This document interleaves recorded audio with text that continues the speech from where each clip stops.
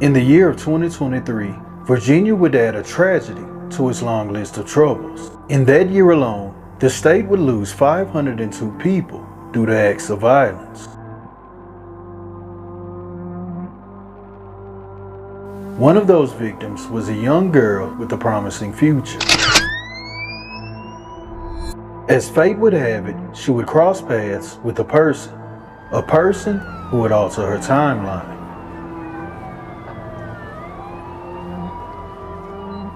At only 18 years old, she would be taken by the hands of another.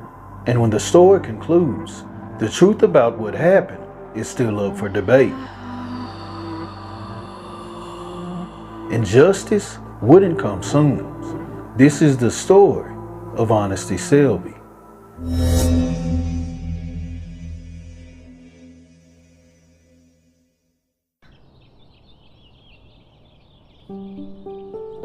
January 10th, 2005.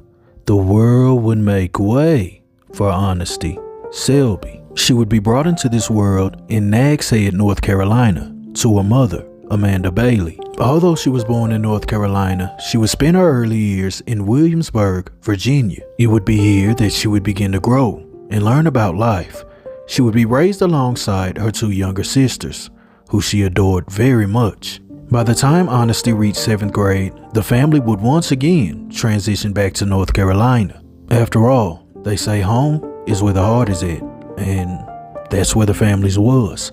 She had a lot of family there and good memories, so they couldn't seem to stay away.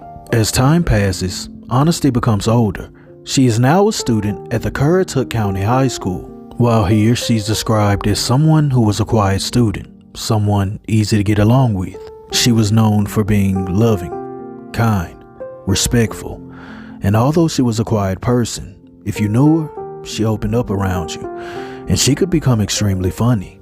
Aonesty is described as a person who drew people to her. She had a personality that could light a room. Outside of school, she's described as a loyal and good friend, someone that you could most definitely count on. In her free time, she enjoyed hanging out with her family, especially her two younger sisters. Her mother describes her as a second mom. As far as hobbies, like any teenage girl her age, she enjoyed music. She was also big on fashion. She did nails. She was also extremely good at doing hair. So it's no secret that upon graduation, she wanted to become a cosmetologist. In the last 2 months of her senior year, Aonesty would decide to return to Williamsburg, Virginia. That way she could graduate alongside one of her close cousins. For Aonesty, the time was near. This was it. The ending of school and the beginning of an adult journey. At that age, we are coming to the realization that our dreams could soon be a reality. But she had dreams far beyond being a cosmetologist. She wanted to travel the world and see things. And when she was done fulfilling her heart's desires, she wanted to settle down and raise a family of her own. Aonesty was set to graduate in June of 2023. But before that day could come, Aonesty Selby would go missing. And when the case concludes, she would leave behind a trail of tears and heartbreak for those who loved her. Life for those who knew her would change. And in her absence, pain is something they had to learn to live with. January 11th, 2023. This is the date that Aonesty Selby was last seen. This was one day after her 18th birthday. She would be seen leaving her residence on that day, headed to an unknown location. After leaving, her family repeatedly tries to contact her, but they get no answer. It's as if she vanished without a trace. Aonesty was extremely close with her mother and her family, so when their calls went unanswered, they knew something was wrong. Now at this time, Aonesty isn't living with her mother. She's left the nest. She now shares an apartment with a roommate. January 11th would come to a close, and then January 12th. And by that next day, they were in shock. This is completely outside of Aonesty's character. The family would continue to try and get in contact with her. They were hoping that maybe she was just at a friend's home and didn't want to be bothered. By January 13th of 2023, the family would receive a message. This message would come from one of Aonesty's friends. She would contact the family and let them know that Aonesty had shared her location on the night she went missing. That friend would then be asked to see if she could ping her location, and she got a hit. So the family hops in a car and proceeds to drive to this area. In this car is Aonesty's son, as well as a mother. The ping would lead them to Blue Ridge Trail, which is located in the Isle of Wight County. This location is secluded. It's heavily wooded. It's not your average inhabited place. This is a place where people hunted. The family would begin searching the area, and when they did, they would find heartbreak. The family would discover the body of Aonesty Selby. They would then contact the authorities, and they would arrive on the scene. Upon first glance, they immediately knew they were working a homicide investigation. The medical examiner would reach the scene, and he would declare that she suffered one gunshot wound. But aside from that, there wasn't much forensic evidence. In fact, it lacked so much that they believed that the original crime scene may have been elsewhere. In normal situations, these are the hardest cases to work, but they did have a head start. They had already identified their victim due to the family finding her. Welcome to News 3 at 11. I'm Pari Cruz. Thanks so much for joining us tonight. We have new details in the death of 18-year-old Aonesty Selby from Williamsburg, who was reported missing, then found dead. Her death now been ruled a homicide. Our News 3 reporter Kelsey Jones has been following this story since the weekend. Now, Kelsey, the family told you that they're the ones who found her body. Aonesty Selby just celebrated her 18th birthday Tuesday, the day before her disappearance. Now her aunt Ebony Selby is preparing for a funeral. We're just so confused as to how this could have happened. But I think it's just more sadness at this point. Over the weekend, I spoke with Selby for the very first time about the death of Aonesty and how she says she, along with Aonesty's parents, found her body in Isle of Wight in this area you see on your screen. Yet this morning, police called her saying that the suspicious death was ruled as a homicide. I want to know the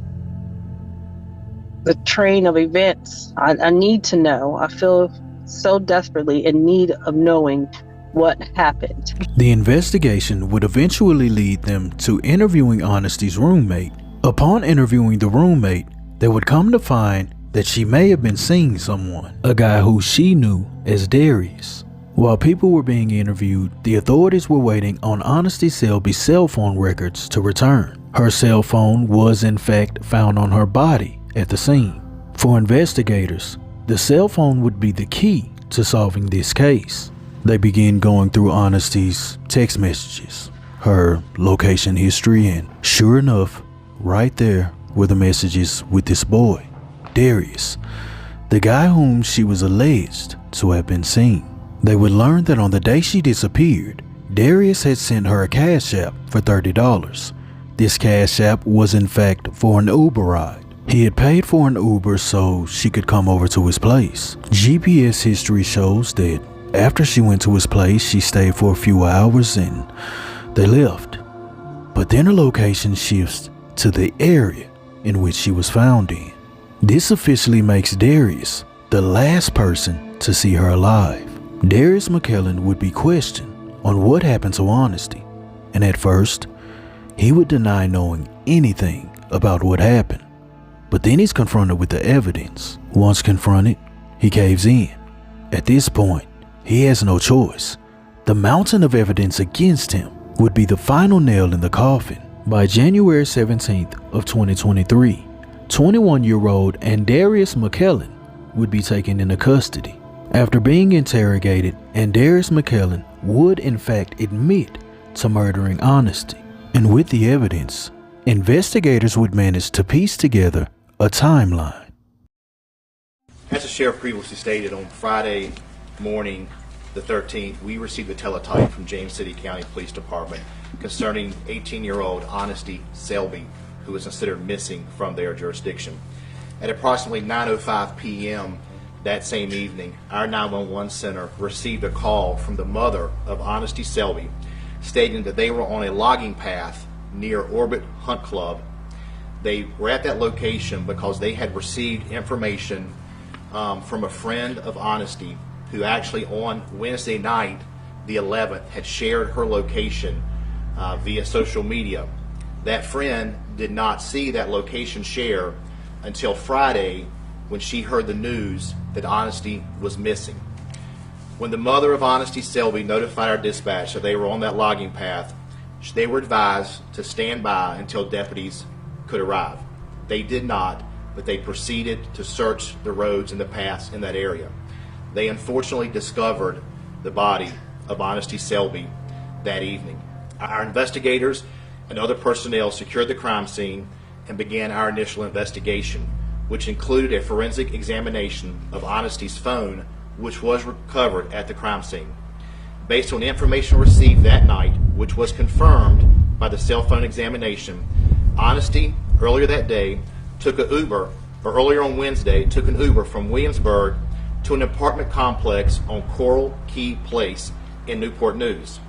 She arrived in Newport News at 1:49 p.m. on Wednesday, January the 11th. Based on the investigation, it was determined that Aonesty may have been seeing a guy named Darius who lived in Newport News. Interviews with Darius's brother revealed that Darius and Aonesty were at the residence in Newport News on the 11th, and they both left together at approximately 7:15 p.m. that evening. During the investigation, it was learned that Darius's brother kept a 9mm handgun in the home, and on the morning of Friday, January 13th, Darius McClellan attempted to sell that firearm but was unsuccessful. That firearm, which we believe is the murder weapon, was recovered from the house as a result of a search warrant conducted in Newport News last night. Darius McClellan told our investigators that he and Aonesty had been dating off and on for the past 2 months, and that from time to time she would come to his apartment or he would meet her in Newport News. On the night of January the 11th, she was at his apartment. When his brother got home from work, he asked to borrow the car. They then left, went to a store, and then, as was commonplace for them two, during their times together, they would look for a location to hang out and smoke marijuana. According to McClellan, they decided to drive to Isle of Wight County, where a location was found off of Iron Mine Springs Road, which is another road that's adjacent to the tract of timber where her body was found. According to McClellan, they drove up the path. They spent some time talking, smoking marijuana, and at some point an argument began over their relationship. And Darius tells investigators that he had the firearm on his person or in his hand at the time, and during the argument he fired the weapon, striking Aonesty. He says he then panicked, left the area, and went back to Newport News. Subsequent to his arrest, Darius McClellan is being held at the Western Tidewater Regional Jail on a no bond status. According to investigators, they couldn't confirm whether or not they were really an official couple, because text messages revealed that they only spoke every now and then, and they would meet up every now and then. When the communication between Aonesty and Darius was analyzed, they couldn't find any evidence of a fight, an argument, nothing that suggested they were on bad terms. When Darius admitted to taking the life of Aonesty, he said that they got in an argument about their relationship. If you analyze the evidence that is available, you will quickly realize that this entire situation screams premeditated. In my personal opinion, I don't think she was with the guy. I think that they were enjoying each other's company, hanging out, and smoking. Perhaps this was more of a crush on his end, and in her eyes, this was no more than a friendship. If you're wondering how I formed this theory, it's simply off the evidence available. The investigators say that they have new technology in which a camera can not only scan your license plate, but it recognizes cars. They were able to confirm that that car had never been in the area that Aonesty was found. And for the folks at home, the video, the camera system, explain that. So you were using some initials. LPR. So there's a new system that a lot of the cities here in the 7 cities, as well as throughout Virginia and other localities, are subscribing to. The brand name is called Flock, F-L-O-C-K, and basically it's a license plate reader. And so what Flock cameras do is they use basically facial recognition technology and they convert that technology to recognize cars. And so it has the ability to recognize, if you were to be searching for a red Mitsubishi, you can type in red Mitsubishi and it'll give you every red Mitsubishi that passes one of those locations, as well as you can search for license plates, partial plates. And so Isle of Wight County, as well as our neighbors on the peninsula and other locations throughout the 7 cities, are utilizing that system more and more. Now, where was that camera located, the LPR that located- caught his car? It's located on the base of the James River Bridge on the Newport News side. And you put in his make a car and everything, and that's the one that popped up, and That's you're correct. saying that's the first time that car had been into Isle of That is Wight. the first time that we can prove by statute that type of data can only be stored for 30 days. And so if we can tell you that for the past 30 days, that is the only time that car is seen leaving Isle of Wight County. If Andarius had never been to that area before, why on this night? Why did he choose to take Aonesty there? Well, there are some things we know that are for certain. On that evening, he borrowed his brother's car under the false pretense that he was taking her home. Before leaving that home, he grabbed his brother's weapon off of his dresser. He then drove Aonesty to this wooded area. He then takes her life. In my opinion, I believe that this is just another case of a guy who was obsessed with a girl who wanted their relationship to go no further than being friends. Their normal routine was hooking up and smoking. What Aonesty saw as a smoke buddy, he saw as disrespect, as if he was being used. I think he tried to get to the next level, and when he didn't succeed, he intentionally took her to that wooded area and ended it all. But that's just my opinion, based off what we know. What do you think? I really want to know you guys' thoughts in the comments section. Andarius McKellen would have his day in court, but when he showed up, he would be found incompetent and not able to stand trial. What happened to 18-year-old Aonesty Selby is completely tragic. But to add insult to injury, this case is shrouded with mystery. I don't believe the real story has been told. Time has now passed since he has been found incompetent to stand trial, and he's shortly about to begin his court proceedings. I hope he finds it in him to tell the whole story, because there's a lot of holes in this one.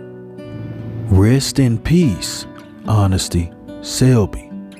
Thank you for being a light for others. I truly hope your family receives the justice that they deserve. I was wrong.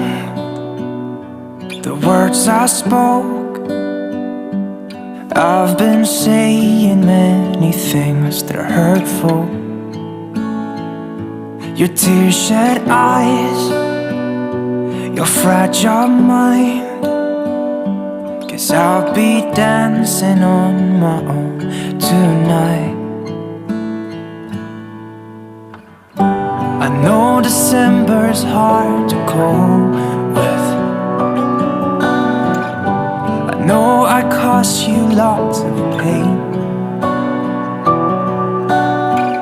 but I did not mean to let you down this way. But I know deep inside I let your smile fade away. I let your smile fade away.